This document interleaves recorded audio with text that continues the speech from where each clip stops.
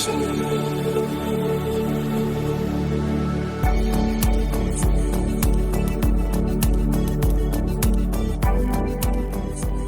to the Climate and Coordination RCAST, where every week we'll be discussing topics related to all things climate change and RChain's role in the solution.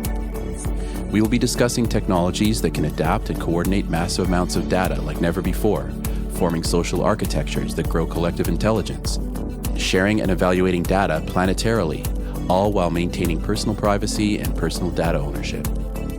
A new decentralized economy is forming as we move from the third industrial revolution, digitization, to the fourth, decarbonization. By building a co-op, built on a correct by construction, concurrent, scalable solution, RChain is structured to build out the new technology that will be required for a flourishing regenerative planet. Please join us on this journey.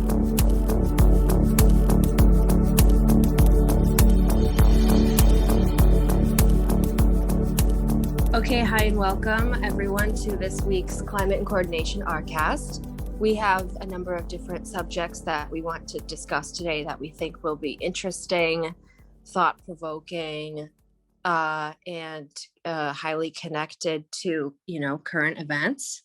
So let's get started. So the first article comes from a source. I have to admit, I'm not really familiar with this source, but the content is really good. So I couldn't resist.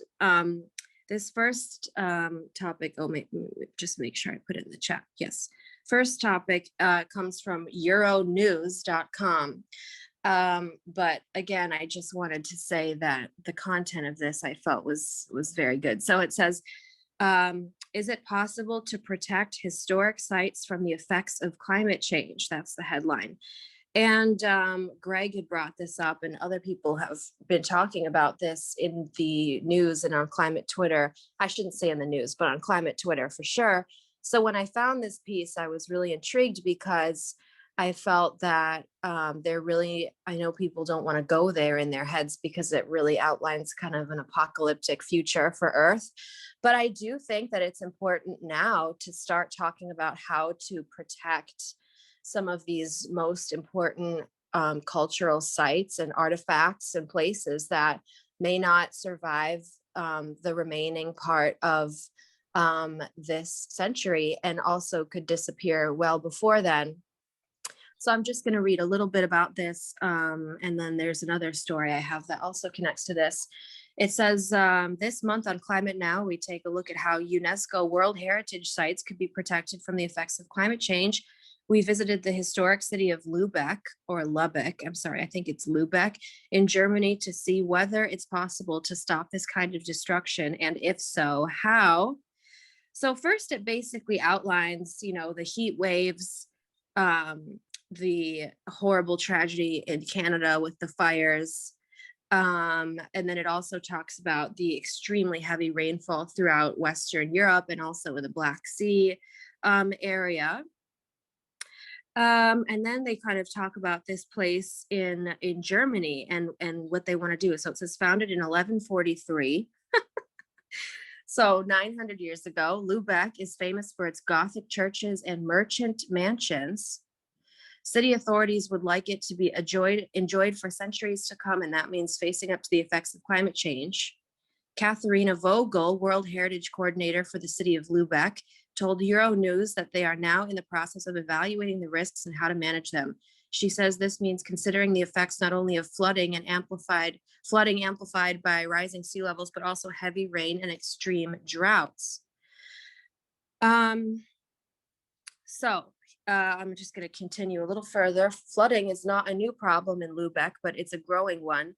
We met Professor Arne Arns, an expert in coastal engineering at the University of Rostock, who is now working on a research project to advise the city on future risks based on climate scenarios and historical records. He takes us to a marker for the famous storm surge of 1872, which claimed many lives along the Baltic coast and which remains the record high point for high water in Lübeck. So basically after that, he talks about, the rising sea level and the increased rain from climate change is going to far surpass that highest record ever of 1872. And we're seeing those records being broken all over the place, of course. And so basically they're talking about, inserting some kind of flood barriers. They're also talking about, using a pumping system to pump water out. So I'm not sure if this article is really the place to get, a real solution necessarily. But the thing I liked about it is that it really starts talking about, it sort of prepares us all for the sort of the effort that it's going to take to preserve these sites. And I'm glad that they're talking about it now, because obviously Germans are known for their fantastic engineering capabilities. I think that's one thing they're known for, an organization potentially. Like I think about the German cars and, just sort of the way that they are. And so I like to think that maybe they're a little ahead of the game on this one. But it just really shows that we need to start preparing. So I'll pause there and see if anybody has any comments. Yeah, well, I would say that anytime a group of humans is working towards preparatory efforts is a good thing. Yeah, I completely agree. Yeah, any leeway, any running start is like honestly such a saving grace. And because you just never know when it's going to happen. And that brings me to the next story, which is from Time Magazine. And Time Magazine did a fantastic piece, which is about how the Northern Hemisphere and how Europe is really dealing with these new climate challenges. And I really liked this piece because it's not often discussed, but it says the headline here is how deadly flooding in Germany and Belgium exposed Europe's climate change hubris. And if you're not aware of what hubris is, for anybody listening, it's basically like an arrogant, sense of self-importance, and kind of like, I would say, a denial of a lot of circumstances, just basically a lot of pride. So anyway, this story talks about a family that has lived in an area in Western Germany for 300 years, so lots of generations. And they've spent the last 30 years restoring this place that they live in to what it used to be. And I guess it's some kind of castle. But anyway, the castle became flooded recently, and I guess 40 different people live in this castle, and of course they had to leave. And I just wanted to read a few quotes about this because I think people are really starting to realize that nowhere is necessarily safe. That's not to say that everybody should be living in fear 24/7, but there really is not any safe place from these climate calamities, and they can come on extremely quickly. It says here, quote, people kept saying it was worse than the war, which is so sad. And he also said, this just hasn't happened here before. At least 160 people died in Germany and 31 in Belgium, and more are missing. More than 370 miles of railway tracks were damaged. I mean, that's great. It just goes to show you how much one flood or one big disaster can really screw up infrastructure. And then it goes to talk about just some of the other climate, disasters happening around the world, which I think is really important. And they go on to say, we live in a society that thinks it can control nature, and now people are feeling powerless against it. We have to be afraid of water and fire like our ancestors 40,000 years ago. That's very difficult for people to understand. And that really struck me as well, is that we're kind of losing a sense of power and control over our natural environment because we've, asked so much of it, and we've stripped it so much that now it basically can't give us the stability that we once had. So yeah, it talks about people drowning. Obviously in China, there was huge flooding this past week, and several people actually drowned in the train station. I'm not sure if it was in the station or in the train cars, but people died indoors from this flooding. So it's absolutely horrible. one more thing I'm just going to say, we have to get rid of this thought. This is a quote. We have to get rid of this thought that somehow extreme and severe weather cannot impact us. This is the climate hubris we have going on in Europe. And then there are also some really powerful photographs. Oh, yeah. And one other thing they said is that, they thought that climate change meant in Germany and surrounding areas that it was just going to rain a lot. I remember I read that quote somewhere. They said, it's just going to rain a lot. But people didn't really think about, what raining a lot really means. I think that people say, it's going to rain a lot and nobody thinks it's a problem. But then when you think about, it's going to destroy almost 400 miles of train tracks, is that okay? And then people say, oh gosh, and it gets to a new level. So this piece was really good. So I'm very happy to stop there as well and see what people. Yeah, I would highly recommend anyone who might be listening or checking out the YouTube video to look at this article, because the photos are quite captivating, to say the least. I mean, for someone in Germany to say it's worse than the war, that's something that I don't even think us North Americans can actually comprehend. I agree. Yeah, I completely agree. Yeah. What really struck me was the quote about how we have to be afraid of fire and water again. Like we're almost becoming, like a primitive society now, because we're not able to govern. Well, we were never really able to control nature, but we were living within a certain space within nature, a certain threshold. That really struck me. Yeah, that is it is profound. I mean, it makes me think about people like Daniel Schmachtenberger, who talks about sense making and the quest and the need for sense making right now in humanity. It's just, in many ways, we've kind of enjoyed this little blip of history where we kind of were able to kind of experience the illusion that we somehow are in control. That's rapidly disappearing. And we need to kind of collectively make sure we don't all lose our minds. It's a really weird thing. Yeah, no, I agree. And it takes a lot of mental fortitude just to face it, I think. And yeah, I completely agree. I do have just one more quick story I wanted to share. I just wanted to really share this as a resource because I feel it's a really powerful piece, but it's mostly photos. It's from The Guardian. So anybody who is listening in the future, which is the present and now it's the past, okay, can Google The Guardian, and the headline is Climate Crisis 50 photos of extreme weather around the world in pictures. And this is all from the past 6 months. So this is all from 2021. And there's photos of the UK, there's photos of Greece, the United States. There's photos of Germany, of course, Russia, Bangladesh, India, Japan.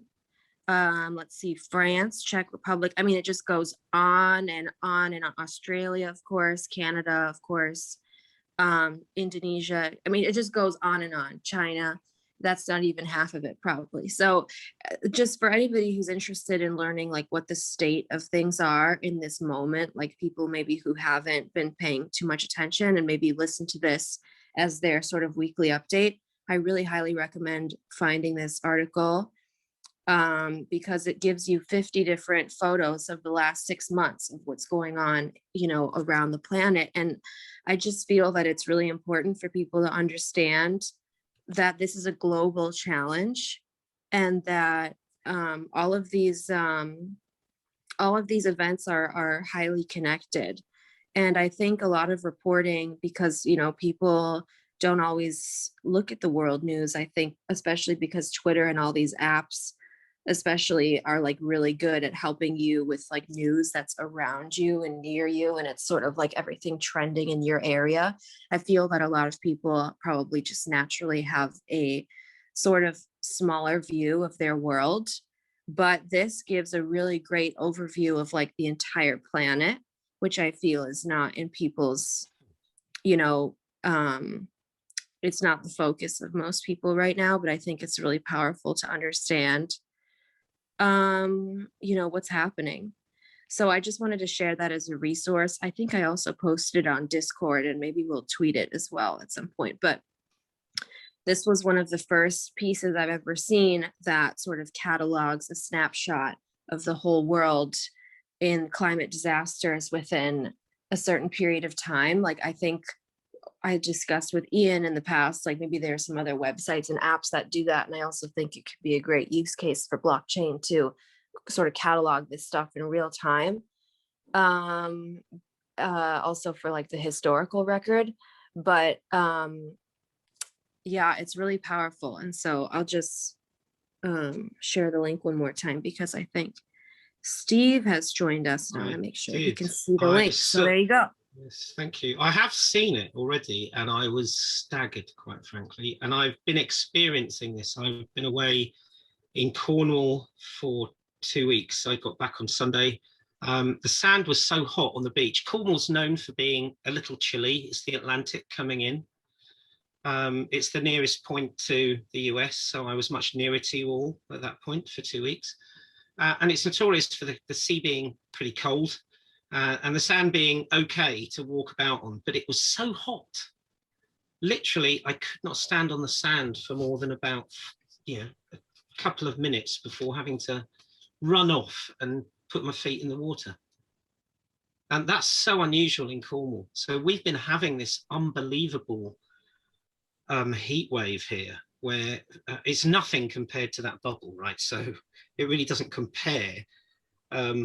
But nevertheless, people are becoming aware, I would say, about bloody time. Yeah, it's crazy how we can bring these local stories to the conversation. Like, if I were a better photographer, I could have taken a picture last night of a wildfire behind a mountain range that was basically like glowing the sky, and the sun was blood red, very apocalyptic. Wow.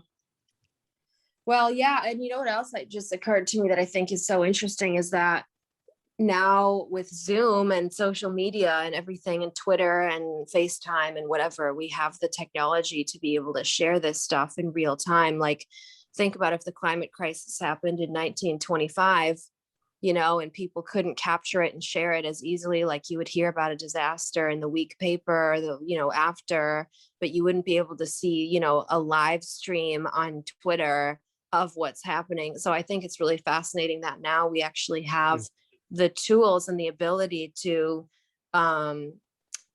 simultaneously, communicate about this stuff while it's happening. So I think that's a powerful tool. Yeah, you kind of have to raise your hands to the sky and thank the universe for giving us Alan Turing. Yeah, sure. Because and Tim Berners-Lee for that matter, but those two in particular, because without that, we wouldn't be on this call, and we wouldn't be able to exchange this information and share the truth. Yeah, and share the truth. That's the key. And there was an article slightly left field, but it's about truth. And that article that you posted, that is totally about truth. And in the Houses of Parliament, the rules in the Houses of Parliament, this is why Boris Johnson and people like him get away with things in Parliament. You're not allowed to call a sitting member of Parliament a liar, even if they lie. You're not allowed to do that. Churchill famously came up with a way of saying lie, but without actually saying it. That's how he got around it. But one Labour MP was ejected from the House yesterday for saying that Boris Johnson had lied repeatedly to Parliament. And she then quoted a whole bunch of figures, one of which was our climate commitments, where he has lied consistently. So let's give way to the truth. Yeah. Yeah, I agree. And there's something really like spiritual and powerful that I think there's I think about Cornel West, who is one of my favorite people. Well, I don't know him. So, okay, one of my favorite people who I haven't met.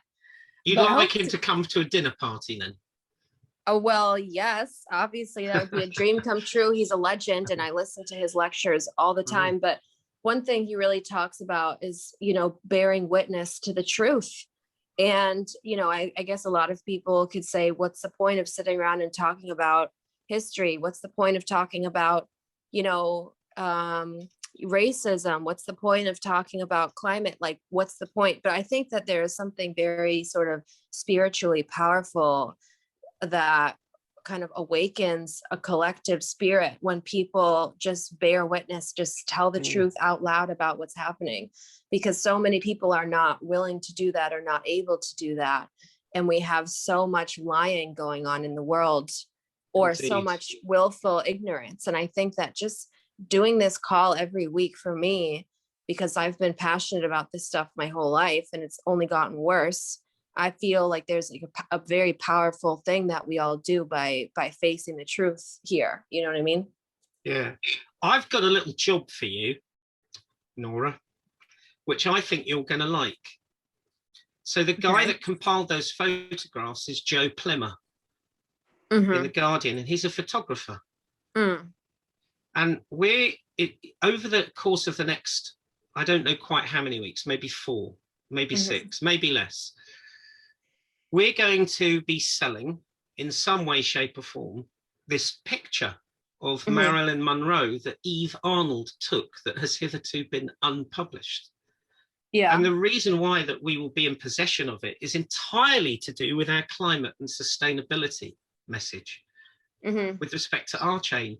I think Joe Plimmer would be really interested in that. Yeah, cool. So really is good the job idea for me to reach out to him? Yeah, I think when we, I'll make sure that you get, you will be involved, I'm sure, in how we handle the press around this. So put it on your to-do list for when we start to coalesce that press campaign, because we'll be releasing to various organizations, newspapers, New York Times, and all the rest of it. But for me, Joe Plimmer's your bag. Well, thank you for saying that. And yeah, I think it's really cool that people who are involved with, deeply involved with, cultural and artistic efforts, like are really cognizant of what's going on around the world. Like I think about, how like this situation, climate, I think for maybe a couple more years, for a few people around the earth, they can sort of pretend that it doesn't touch them, or that it's not relevant, or it's some like hippie, message about love and trees and whatever, which it is. Okay, whatever it is. But also, I think it's going to evolve into something bigger. Like the whole climate movement, I think is going to touch a deeper place in the spirit of humanity. And I think it's going to become a lot more of less of a sort of fringe issue and more of a sort of binding humanitarian struggle or something. Like I just feel like it's going to go deeper. And right now, even though people are starting to wake up to it, I think that it's going to inhabit a different place in the cultural space than it does now. And I think that the fact that the Eve Arnold people care about that stuff really shows that. Yes, absolutely. Yeah, and it's a great idea, Steve, because the idea that those photographs, the value of an NFT lies in its cultural and future historical significance. And so the idea that those photographs could be captured as an NFT, as a representation of the here and now, and in the idea that, we all know what's coming.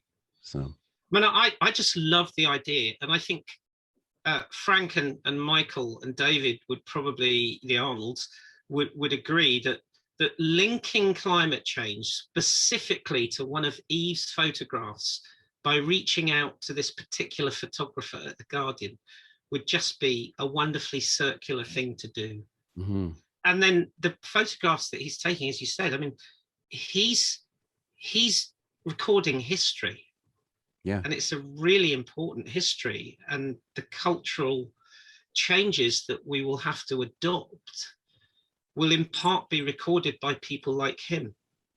Yeah, and actually we started the call talking about a couple of headlines that really outlined the beginning of the struggle to preserve certain World Heritage sites. And that's something that Greg has talked about a lot recently about preserving human culture. And I was just saying at the beginning, like, I think a lot of people don't want to go there in their minds, you know, because it seems very apocalyptic.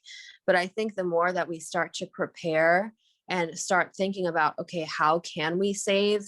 You know, obviously we can't save anything. I mean, like, I don't know how we're going to save the low-lying architecture in Venice. I mean, what can you do? Or like, you know, New Orleans, like the beautiful tiles on the streets, you know, I'm like, what are we going to do? But there's maybe some of that stuff can be moved, at least photos can be taken, maybe it can be recreated, maybe we could use 3D printing, maybe we could use blockchain to, you know, save some of that, at least the architectural plans, so that maybe like some of that stuff can be rebuilt later on as a replica. I don't know.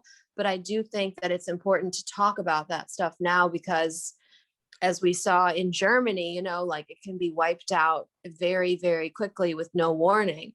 So I think it's good that the world is starting to feel that this is urgent, because it is. And you don't always get weeks and months to plan, you know?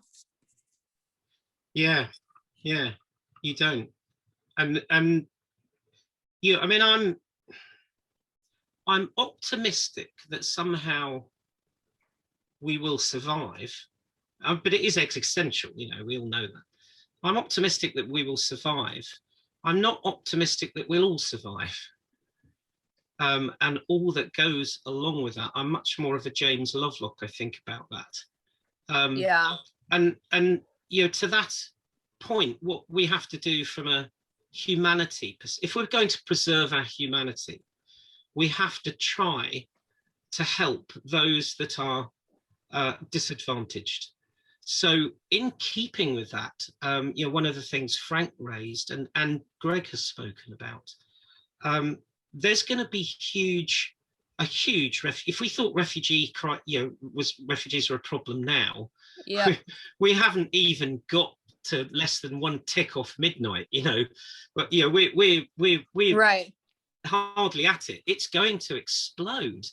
And one of the problems we have in protecting our humanity is looking after those people in some way and ensuring that their rights are protected too.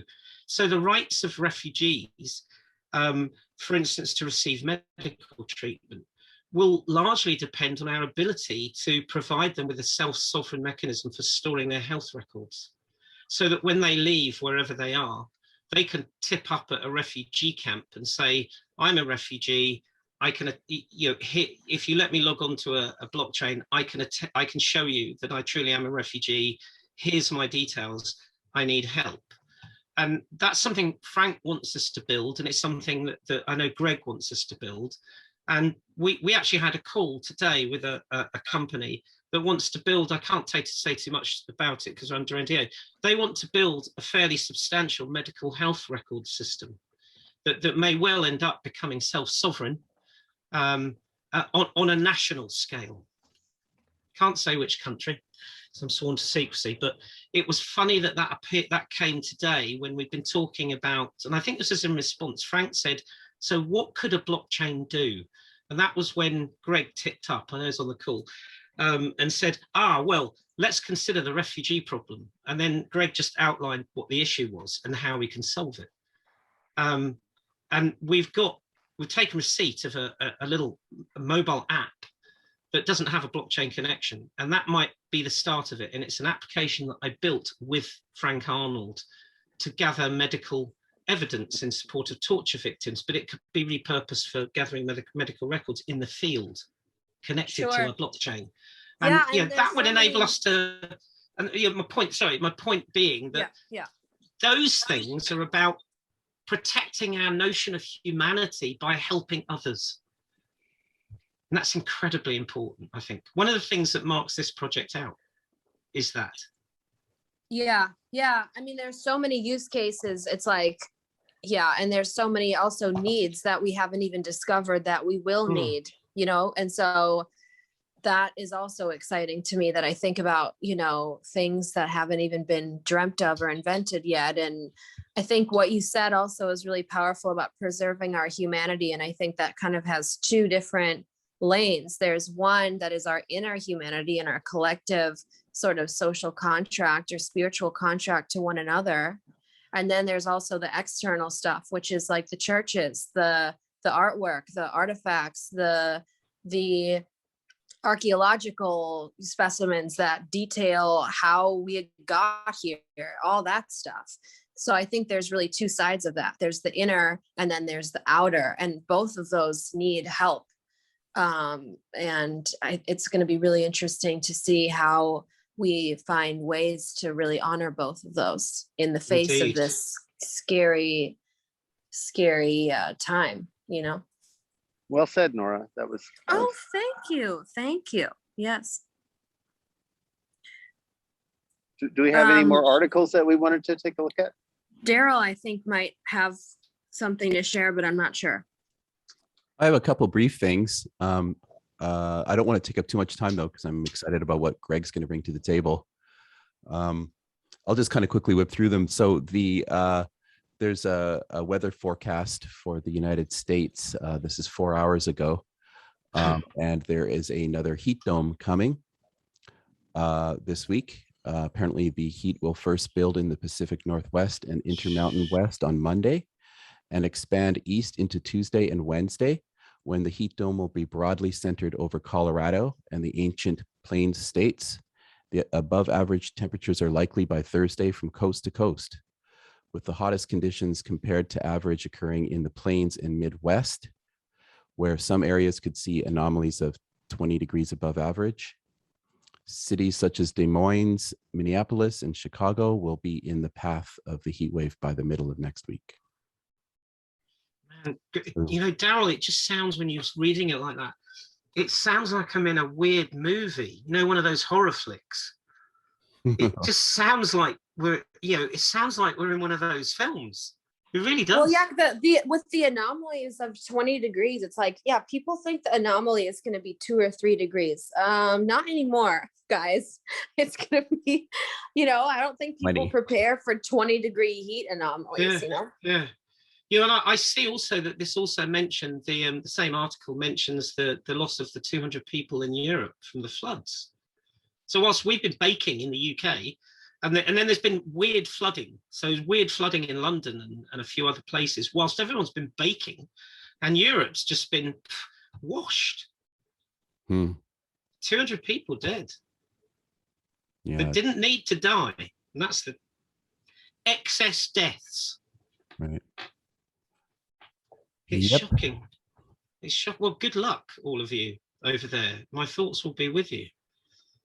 And to you. Thank you. Yeah. Thanks. I'll stand on a hill and blow in your direction. Oh, that should solve it. That's the Trump view. Yeah. No way. He would never climb to the top of a hill to help someone else. There's zero chance of that. He'd have a heart attack before he got there. Speaking of melomaniacs, the other story I had is on Wednesday, Jeff Bezos, the world's richest man, climbed aboard the world's largest penis, and like Major Kong at the end of Dr. Strangelove, waved his cowboy hat to everyone and became the second billionaire this month to rock into space and come back with a triumphant grin. And so the reason why that's relevant to this call is a quote that he said when he came back. He said, "When you get up there, you see that we are one world. This is one planet." And as we all have spoken about, that's the overview effect. Yes, and, he mentioned, I think, the fragileness of the atmosphere. There you go. And I think other astronauts have done that. But your description is so wonderful. I'm not sure, when they came out of the capsule and these two bald heads came out the door, how would we describe that in the same vernacular, Darryl? Oh, God. I shall leave it at that. Oh, good.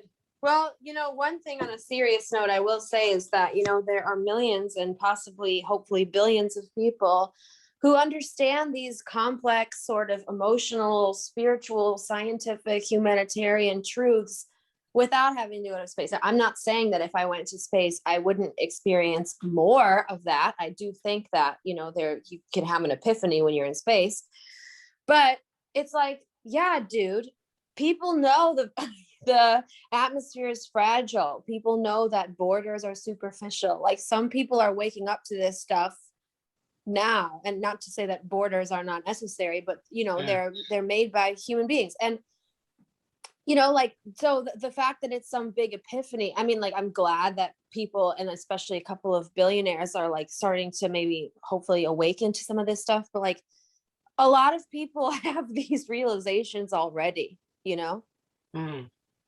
Yeah, This is a lot of what, go ahead. I was just going to say, apparently it seems like the whole idea of the overview effect is that you really can't describe it until you experience it. Like the act of actually being out there and seeing it, it's something that's kind of extremely profound to these people, and they come back with a new lease on life and a new reason. And you know, I kind of doubt that the richest man in the world is now going to donate his entire fortune to helping with climate and coordination, but or just maybe, I don't know, providing vaccines to everyone as a small step forward. I mean, like, you know, and then they talk about how much fuel is used to launch these rockets. And that's another thing. I mean, I guess, you know, we need to explore space, but like the climate, you know, impact of the fuel alone is also really enraging people. So I feel stuck because I love space and space exploration. And I know people, and I love people who are working towards that goal. But you know, it feels a little bit difficult to cheer on the space race if you have to also be on the side of Jeff Bezos. It's just a little hard. Yeah, it is. Also, and I think that's because, you know, it's about why you're doing it. Mm-hmm. Doing it because it's a vanity project. Mm-hmm. And that's not just Bezos. That's also, you know, Richard Branson is one thing. Doing it in such a way that actually it does further technology, and does increase humanity's ability to manage going into space and coming back, is a bit different. You know, that has some merit, whereas the vanity projects really have none. It's just, I'm rich enough, I can do it. You know, that's it. Yeah. In connection to the overview effect, in Recapture the Rapture, Jamie Wheel talks explicitly about the overview effect, and how, you know, there are a number of ways to engineer that experience, right? And, you know, he connects it to all the research that John Hopkins is doing with, you know, the resurgence of psychedelic research. And he connects it to a number of other sort of spiritual technologies, so that you don't have to be a billionaire to to have something that's very closely described as much like that effect. But I did want to, you know, I did want to talk about something that is related to the preservation of human culture, but both on the positive and negative sides. Steve, one of your countrymen, Mark Solms, is South African. He, I think it is safe to say, has How do you spell his last name? Solms. He has cracked sentience. It is not an exaggeration to say that his proposals are by far the best proposals I have seen with respect to the hard problem, the problem of consciousness. So in particular, he, being a neuroscientist and a physician, he has reviewed the clinical data.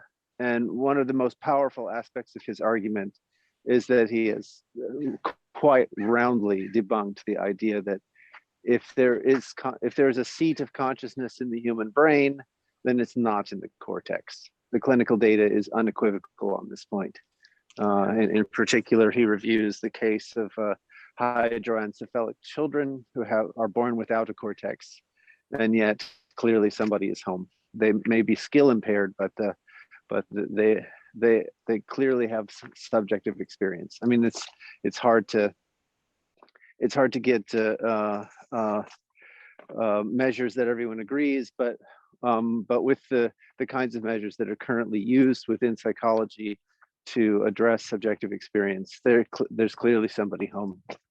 Likewise, he extends the investigation to patients who were born with normal brain structure. Normal is also a very interesting word when it comes to the brain, but you know, what the community recognizes normal brain structure, and then later in life have severe cortical damage.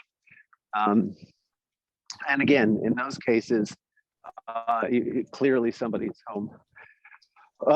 So that's on that side of the argument. On the flip side of the argument, you get a 100% reliable predictor if you damage a very specific region in the brainstem. So there's a 2 cubic millimeter region in the brainstem.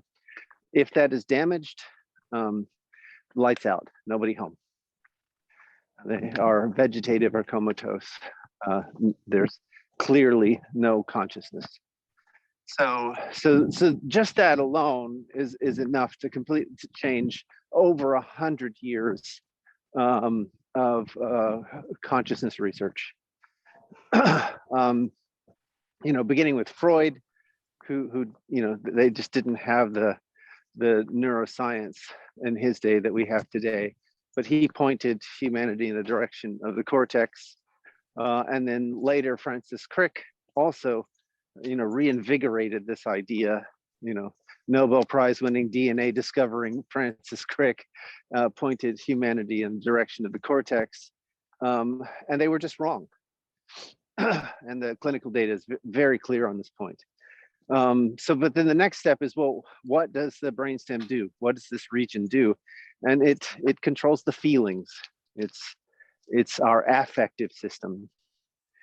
And this gives rise to the next aspect of the hard problem that makes the problem so intriguingly hard, which is, what would be the evolutionary advantage to being conscious of experience? It turns out that there's tons and tons of literature that shows that all kinds of cognitive activity does not require anybody at home at all. So there's all kind of planning and learning that takes place without any conscious registration whatsoever. And Freud, of course, talked about this, but it has become much more, our understanding of this fact has become much more refined and nuanced over the last 100 years. So, you know, why is there selective pressure to have the sunset feel like something, to have there be a particular quality to the color red? What would be a selective pressure for that? When you connect it to the affective system, you can begin to formulate an answer. In particular, the answer is that it's real-time adaptation for error correction. So the affective system is being given information from the perceptual systems, which are in fact, you know, the brain is not directly wired to the outside world, right? It's the perceptual apparatus turns the information into models, which are then handed to the brain. And so the brain is navigating these models of the world and making predictions, and then getting error signal back.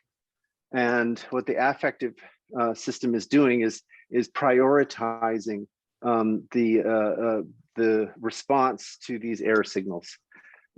So in particular, what it's doing is giving you a graded, valenced response to the error signaling. So a way to understand this in sort of common sense terms: imagine you're in a burning building and you don't know the floor plan of the building, and there's not enough light to navigate your way. So you kind of have to feel your way out of that situation. So your feelings are going to start telling you too hot is bad, too little air is bad. And this is directly connected to Solms's model, where he points out that all organisms have a multidimensional range of viability, right? So for mammals, for example, there's a range where if the organism gets too hot, it keels over. If the organism gets too cold, it keels over. Likewise, if the organism has too much oxygen in its air mix, it will keel over. Too little oxygen in its air mix, it will keel over. And there's a big multidimensional array of these parameters. And the organism is seeking homeostasis. So the affective system is turning this seeking behavior for homeostasis into a graded valenced signal. That direction is bad. This other direction is good, because it feels good or feels bad, and that helps you in real time navigate these situations. And now you have a evolutionarily selective pressure. Organisms that are equipped with this ability to adaptively navigate this homeostasis will fare better than organisms that have this completely hardwired. So one of the interesting things about this is that it now puts sentience or consciousness in a much wider range of organisms. So any organism, so like, cats, dogs, some birds, they all have this capacity. And we recognize it, right? You stare at a crow, you know that somebody's home. You look at a dog and you can see that somebody's home. But this gives us a scientific basis for that ascertainment. So Solms and a collaborator, Friston, have given a mathematical model of this idea. There are several nuanced elements that we don't have time to go into here, but it is completely computational. You can write a computer program to enact his proposals or embody his proposals. Now, what gets scary is that he wants to wire this stuff up to the actual needs of an artificial system. So wire it up to the power supply of a machine that is programmed to be sentient, right? So one of its needs, one of its viability parameters will be its power supply.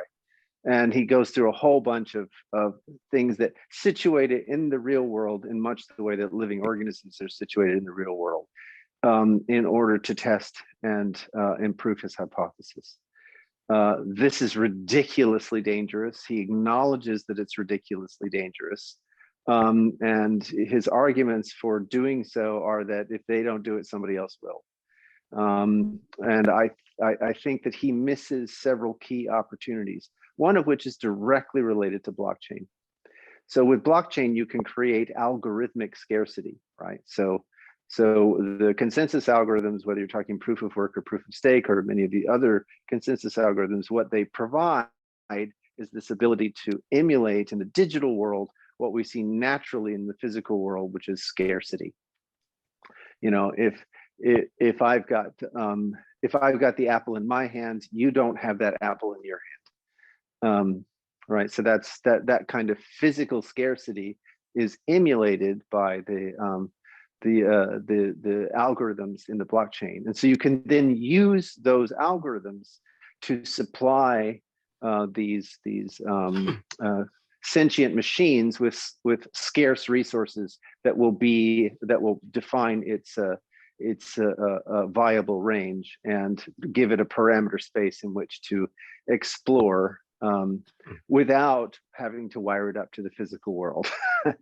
So I think so that's something that that Solms and his crew need to be made aware of. I should mention that Solms has now convinced a number of physicists and neuroscientists and engineers that of his model, and that they need to use the model to build something. and so they're trying to follow the AI protocol. So it's at the moment that it shows sentience, they will unplug the machine. I think this is incredibly dangerous. But I also think that not only are they unaware of the possibility of blockchain, but the other thing that they're unaware of is bisimulation. So you can recast his models in a manner that it's amenable to bisimulation arguments. And then you can use bisimulation to check whether other systems are bisimilar to his model. So you can look for this kind of sentience using other means, which means you can potentially dramatically expand the scope of what he's talking about. For example, when I have done my investigations into quantum gravity, one of the first things you notice is that all of the quantum gravity proposals make space-time itself have the capacity to do any kind of compute you can imagine. And as such, it can therefore, at least in principle, model intelligence, affect, and natural selection. So when I first noticed this, I was like, holy crap, that means that the likely outcome is that space-time itself is conscious and alive, which is a radical thought for me. It was very eye-opening. It's like I'd stepped into a completely different world. There was so much more life than the dead world of physics. And so you could then use his computational proposal to look and see, for example, is there enough structure in a star to model his notion of sentience? Is there enough structure in a region of space-time that's undergoing gravitational wiggling to support sentience? But then you can also use it to look for fractal sentience. Like one of the things that's really noteworthy is how many scientists have come around to the idea that it doesn't just have to be a network of neurons. It just has to be a network with the right kind of agency, whether it's fungi or ants or any number of different kinds of networks. And you can start to get beehives, and you can start to get this a similar kind of emergence of sentience. So you could use the bisimulation to check and see if a network of sentient agents, by his definition, when it reaches a certain level of complexity, is also sentient in and of itself, right? So then now you get this scaled or scale invariant property of sentience, right? So you get sentience at multiple levels of scale, and that you can do using his proposals and bisimulation. And so that's another direction that I think he's not thinking about. And so I think it's actually our responsibility to help educate him on these issues, because he's moving off. Go ahead. Can I take 1 minute, right? So this really hits me in a particular way. So because he thus far, from the stuff that you said, has not talked about the word humanity, which is from the Latin humanitas, which means human nature or kindness. Yes. And we operate, oddly enough, on the basis of happiness. And happiness ultimately is a chemical reaction in the brain. And our emotions can make us happy and they can make us unhappy. And when people, for instance, give to somebody else, they usually walk away from that exchange by feeling happy, right? Indeed. And this is the basis of cooperative societies, completely. And it essentially is the manifestation of our humanity. So if you have an artificial consciousness that does not have that notion of humanity and might think of us as not being in the same class of being that it is, we will become food for it, and you'll have the Matrix. There's no question that there are risks like that. I think the conversation is very nuanced, but the short answer is you're absolutely right. And I've thought long about this. He thinks about these risks. So I know we're out of time. We're over time, but I just want to get some links. So the Royal Society, where many groundbreaking theories have been presented to the world, such as Michael Faraday's theory of magnetism. So Mark Solms was invited to present there, and the talk is recorded. You can find it on YouTube. Mark Solms, the Royal Institute, this, consciousness will be the search terms that'll get you to that presentation, that YouTube video. And then he has a book out called The Hidden Spring, which is a very accessible, I think, to a wide audience. And then for those who are interested, Solms and Friston published the paper with their mathematical model. So I strongly urge people who are listening to take a look at this. It is important, and it is and I believe that this is a turning point in human culture. We've sort of cracked what sentience is, and how we deal with that information is going to mark a real turning point, an inflection point in our trajectory. Well, what a cliffhanger as usual. So we'll have to discuss this next week, and I hope we do.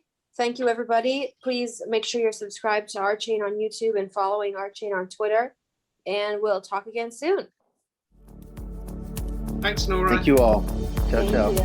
Bye, everybody.